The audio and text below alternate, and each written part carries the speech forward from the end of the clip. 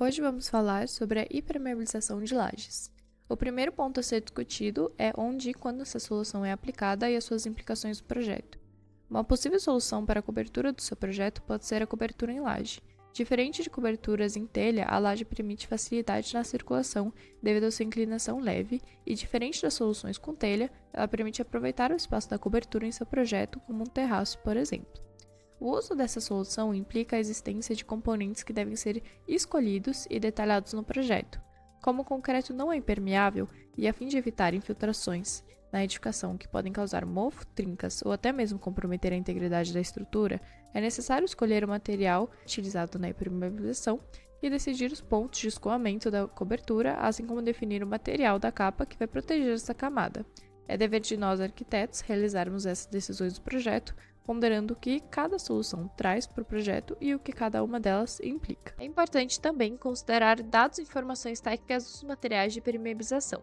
Existem dois tipos, o flexível e a rígida. Apesar da existência desses dois tipos de impermeabilização, apenas a flexível deve ser utilizada nas lajes de cobertura, pois ela se caracteriza pela sua elasticidade.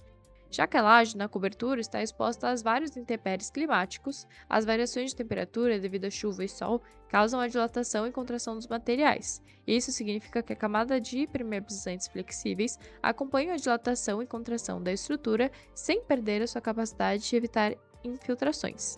Enquanto isso, a impermeabilização rígida não acompanha a movimentação da estrutura, portanto não deve ser aplicada na cobertura, mas sim em partes mais estáveis da edificação, como baldrames e reservatórios enterrados. A manta asfáltica é um dos métodos de impermeabilização mais utilizados e eles são produzidos em rolos. Os rolos de manta asfáltica possuem 1 metro de largura com espessura e comprimento variados.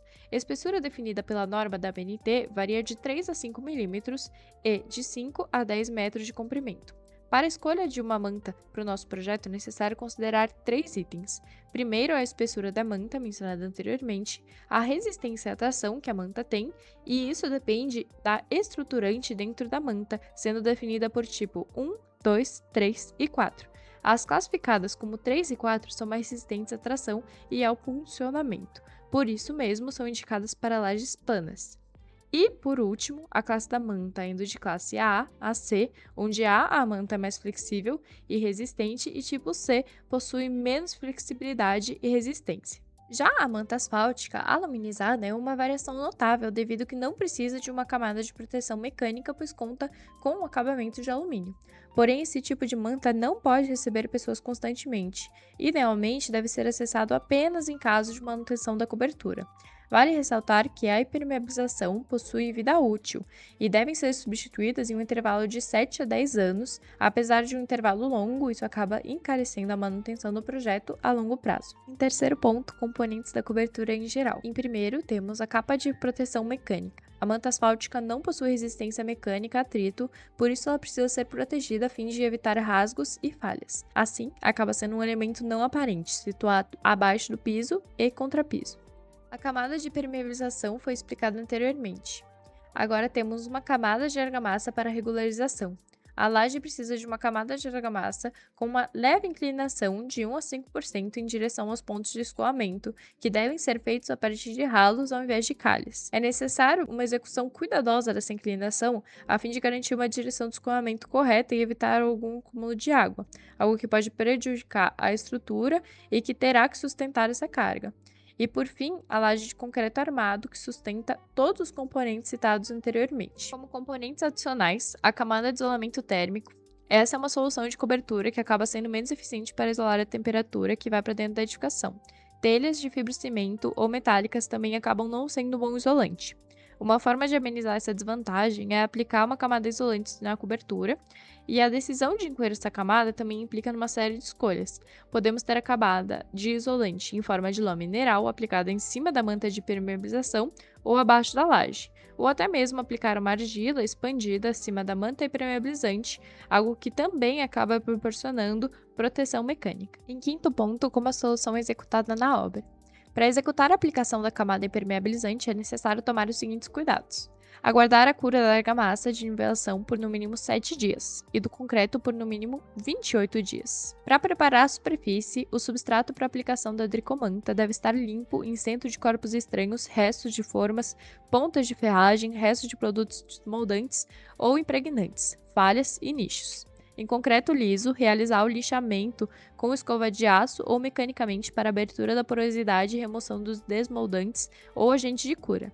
Executar a regularização com caimento mínimo de 1% em direção aos pontos de escoamento de água para áreas externas, 0,5% para as internas.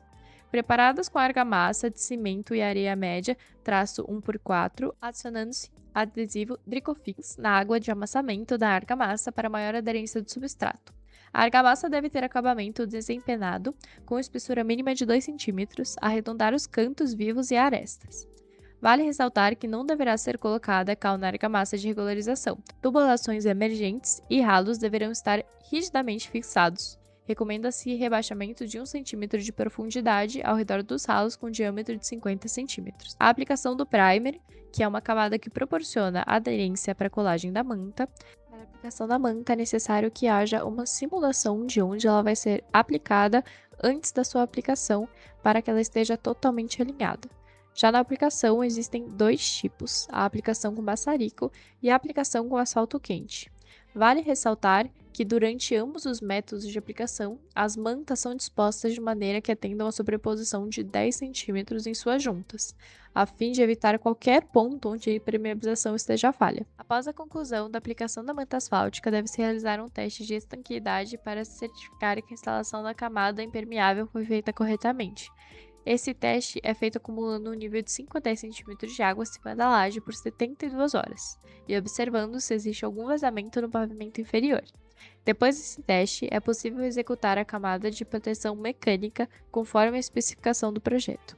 Como sexto ponto, temos como exemplo de aplicação a obra Casa Redux. Ele é um projeto arquitetônico de Márcio Kogan, localizado na Bragança Paulista. Tem uma área construída de 679 metros quadrados em um terreno de 6.633 metros quadrados.